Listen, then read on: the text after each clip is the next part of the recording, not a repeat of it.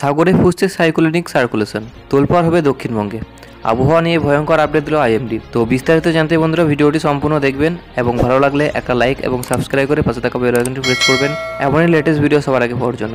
তো ফেব্রুয়ারি মাসের শুরু থেকেই আবহাওয়া পরিবর্তন আমরা সবাই দেখতে পাচ্ছি। প্রতিদিন পাল্লা দিয়ে বাড়ছে তাপমাত্রা। চাদর তো দূর, গায়ে সামান্য মোটা পোশাক পরলেও অস্বস্তি হচ্ছে।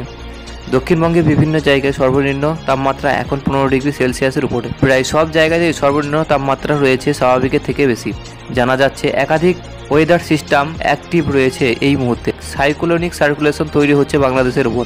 বাংলাদেশ থেকে পূর্ব আসাম পর্যন্ত এলাকায় একটি বিস্তীর্ণ রয়েছে। এছাড়া পশ্চিম ঝঞ্ঝার দাপট ব্যাহত হচ্ছে। জেট স্টিম উইন্ড বইছে গোটা উত্তর ভারতের উপর দিয়ে 260 কিলোমিটার প্রতি ঘন্টায়।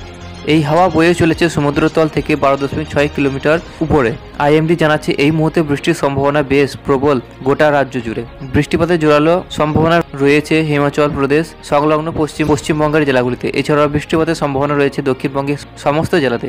দক্ষিণবঙ্গের একাধিক জেলায় হালকা থেকে মাঝারি বৃষ্টিপাতের সম্ভাবনা রয়েছে মঙ্গলবার। বৃষ্টি হলেও আপাতত কয়েকদিন দক্ষিণবঙ্গের শীত ফেরার সম্ভাবনা নেই বলে জানিয়েছে হাওয়া অফিস। ধীরে ধীরে তাপমাত্রা বৃদ্ধি হচ্ছে দক্ষিণবঙ্গের পশ্চিমের জেলাগুলিতে। তবে ঘন কুয়াশার দাপট রয়েছে উত্তর থেকে দক্ষিণ দুই বঙ্গে। তবে শীত প্রেমিকদের মন খারাপ করে দিয়েই হাওয়া অফিস জানাচ্ছে আপাতত শীত ফিরে আসার সম্ভাবনা নেই।